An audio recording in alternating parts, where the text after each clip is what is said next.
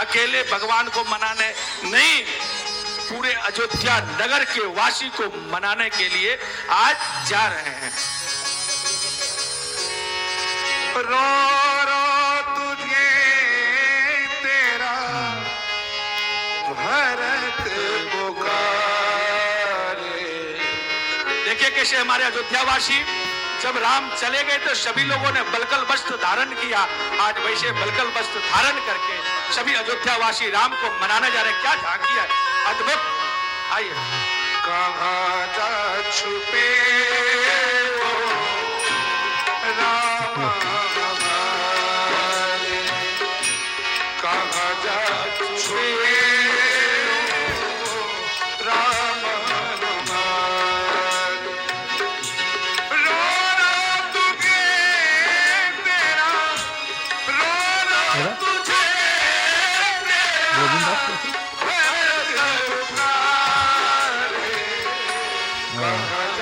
छिपे हो राम हमारे, कहाँ जा छुपे हो राम हमारे।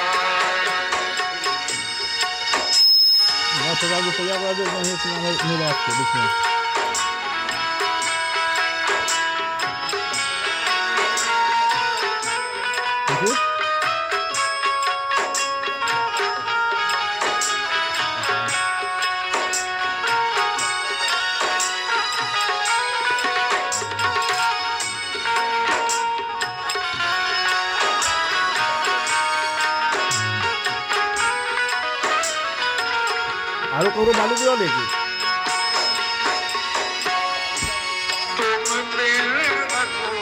चंदन रखे के चंदन का करके बालू दिया गए क्यों तन को छोड़ के तुम दिल अधूरा।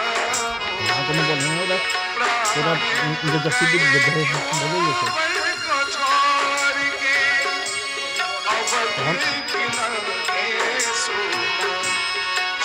ये हम लोग बोलिए निवास थे हम लोग चंदन आ रहे चंदन की मतलब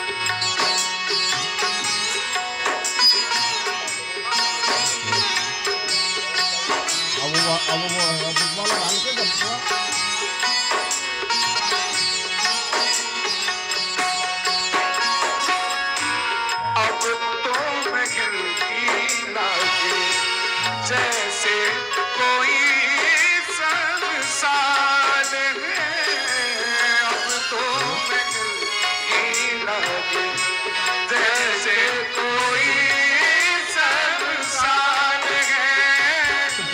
कल तक जहाँ की खुशियाँ, कल तक जहाँ की खुशियाँ लगे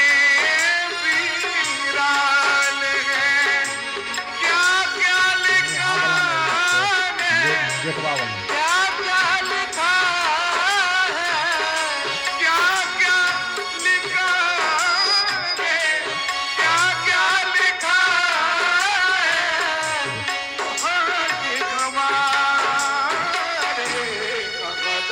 तुम्हें राम हमारे, कहाँ जा तुझे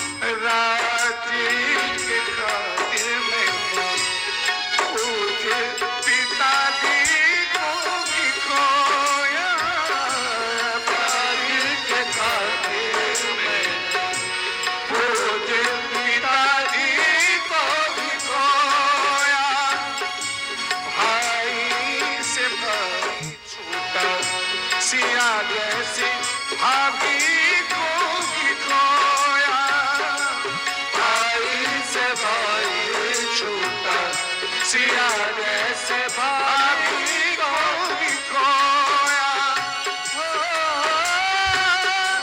अब भी तो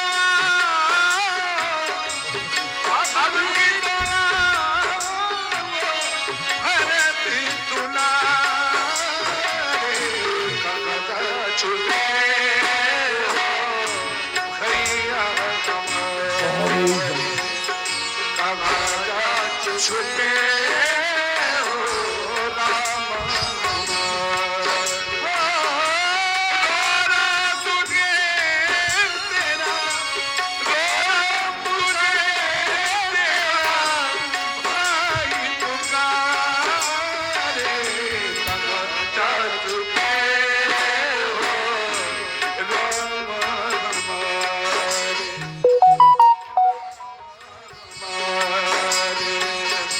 राम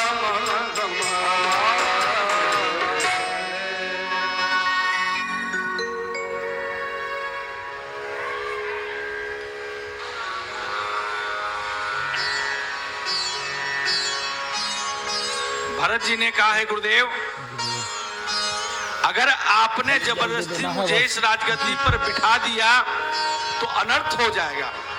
बोले क्यों? बोले मेरे अभागा देखो, इस राजगद्दी के लिए भरत का नाम आया तो अयोध्या का सत्यानाश हो गया, और अगर इस भरत को राजगद्दी पर बिठा दोगे तो क्या होगा?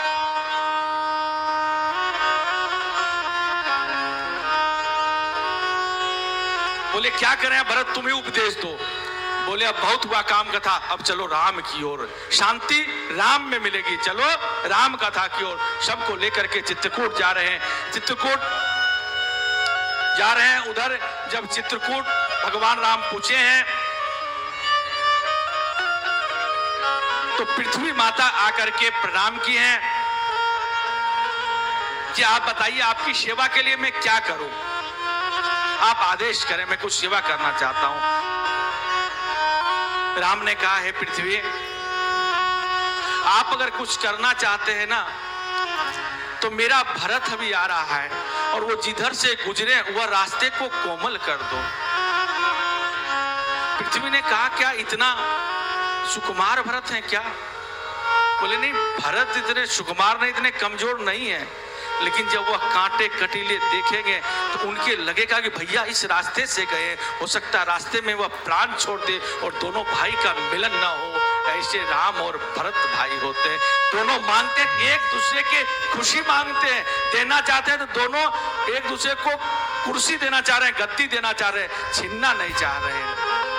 मैंने आपको कहा था जहां दो भाइयों कुर्सी की त्याग के लिए लड़े वहां रामचरितमानस जैसे ग्रंथ की रचना हो जाया करती है, और जहां दो भाई कुर्सी के लिए लड़े वहां महाभारत जैसी घटना हो जाया करती है।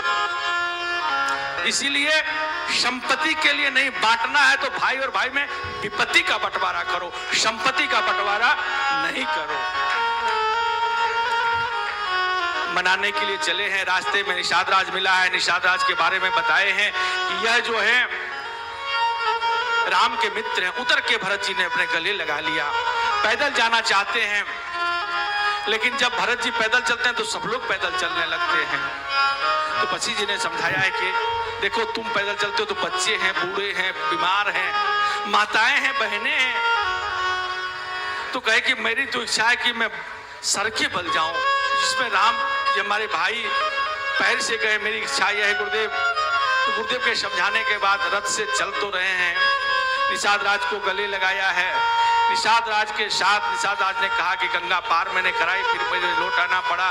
निषाद राज के साथ गए हैं, भरद्वाज जी से मिलन हुआ है यहीं प्रयाग में। भरद्वाज जी से पूछे क्या राम जी हमको अपनाएंगे? राम जी उन्होंने कहा कि जैसे मैं संकल्प दिला रहा था वैसे जैसे मैंने कहा भरत खंडे, और तेरा नाम सुनते ही राम की आंख से आंसू गिर पड़े, इतना प्रेम करते हैं। चित्रकूट गए हैं। चित्रकूट जाकर के जो ही राम ने भरत जी को आवाज को सुना है, राम और भरत का मिलन हुआ है। कहीं धनुष, कहीं बाण, कहीं पीताम्बरी गिरा, दोनों मिले हैं। यहाँ देवताओं को लगा कि इतना प्रेम के बाद पता न लौट जाए, लेकिन उनको समझाया कि 14 वर्ष यूं चला जाएगा, रघुकुल का प्राण जाए पर वचन न जाए। भरत जी को समझाया है, भरत जी राम जी के वचनों को पालन कर रहे हैं। और भरत जी ने भरत जी को कहा कि मैं तो राज्य नहीं करूंगा, तो अपनी खड़ाऊ मांगा है, आप पादुका दे दो उन्हीं को दूंगा। वह खड़ाऊ राम जी ने सौंप दिया। यह खड़ाऊ का घटना सुन लो, ऐसे 14 साल राज नहीं किया। एक बार बड़ी ध्यान से सुनो, खड़ाऊ ने 14 साल तक अयोध्या में राज क्यों किया। एक बार दशरथ जी शिकार खेलने के गए और रास्ता भटक गए। एक ऋषि के यहाँ उन्होंने जल मांगा, क्योंकि राजा साथ में लेकर कुछ नहीं चलते, उनके सब दास दासियां होती है। ऋषि ने जल पिलाया, कहा कुछ मांग लो। कहा क्या मांगूंगा, मैं तो भगवान से नहीं मांगा आज तक, तो तुमसे क्या मांगूंगा। इन्होंने अपना परिचय दिया, मैं कौन हूं जानता हूं। बोले क्या जान के करूंगा, आप आए जल मांगे, मुझे सेवा करना चाहिए, मैंने आपको जल पिला दिया। प्यासे को पानी पिलाना चाहिए, भूखे को भोजन कराना चाहिए, जिसको वस्त्र न बचे, इसमें नाम का क्या मतलब है। बोले मैं चक्रवर्ती सम्राट राजा दशरथ हूं और मैं तुझे कुछ देना चाहता हूं, मेरा नियम है, कुछ मांग लो। बहुत मना किया। ऋषि ने कहा क्या देगा तो छोड़ो। बोले नहीं नहीं कुछ मांग लो, मेरा नियम रह जाएगा। बोले तू देना चाहता है तो राज कैसे चलता है, एक बार 14 साल में चला देखना चाहता हूं, आज तक मुझे इसका आभास नहीं है। अब बताओ 14 साल के लिए राज कैसे दिया जाए। दशरथ जी ने कहा चलो कैसी कभी ऐसा अवसर आएगा तो जरूर दे दूंगा। आई गई बात हो गई।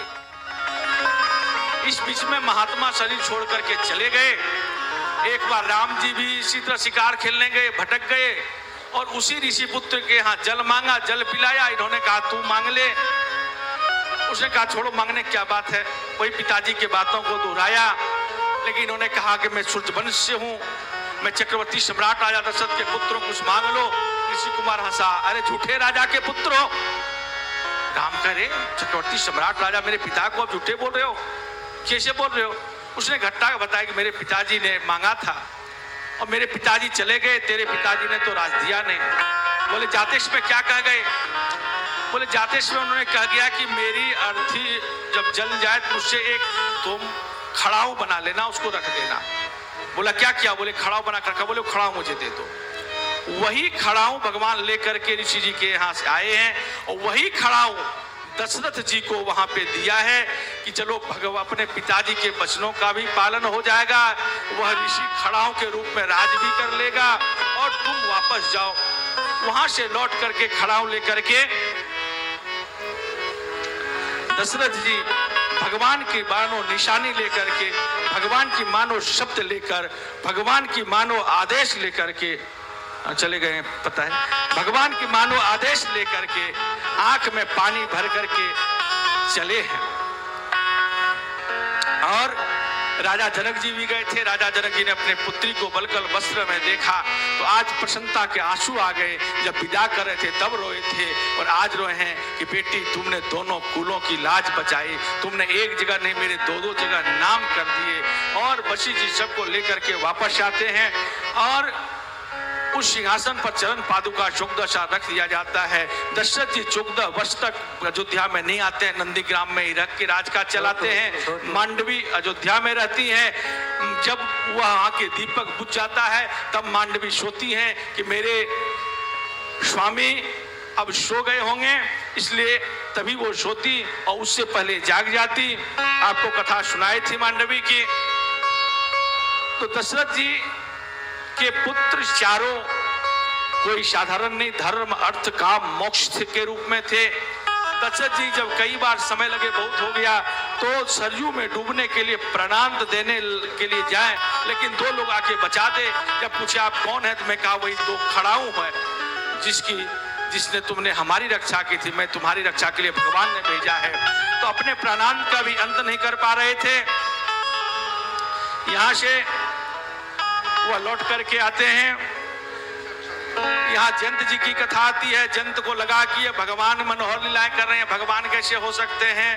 जयंत इंद्र का बेटा था, कौवा का भेष बन करके सीता जी के, भगवान जब सीता जी के श्रृंगार अपने हाथों से कर रहे थे तो लगा यह कोई मानव ही कर सकता है, काम कीड़ा जिसको सताए वही कर सकता है, यह राम कैसे हो सकते हैं। परीक्षा लेने के लिए जयंत ने अपनी चोंच से सीता जी के अंगूठे में मारा और रक्त धार होने लगी। भगवान के सामने तिनका जिससे उनका श्रृंगार करा था तोड़ के फेंक दिया, हुआ सुदर्शन बन गए और जंद के पीछे पीछे भागने लगा। सब जगह भागे, ब्रह्मा के पास, महेश के पास, इंद्र के पास, सबने बचाने का मना कर दिया कि हम नहीं बचा सकते भगवान से। तब अपने गुरु नारद जी के पास गए। नारद जी ने फिर भगवान के पास कहा, मिला दिया। भगवान के पास जो ही आए तो नौकर तो बाहर ही रुक जाएगा।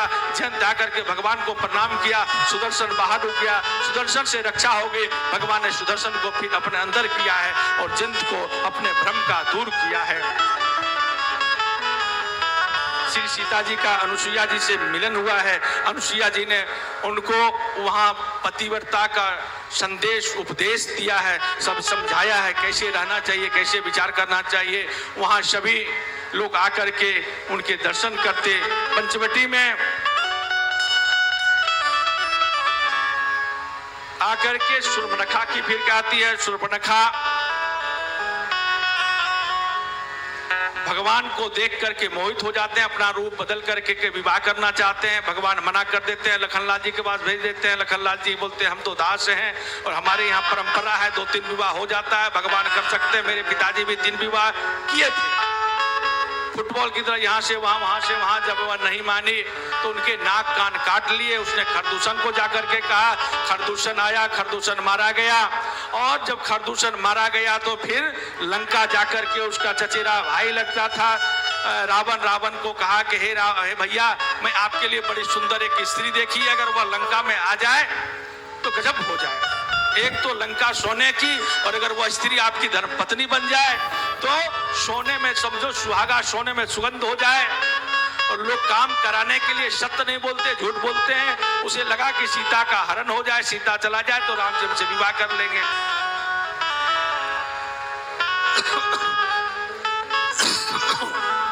इनको भी लालच हो गया। वहां से मारीच अपने मामा के पास गया। मारीच को कहा कि भैया तू चलो,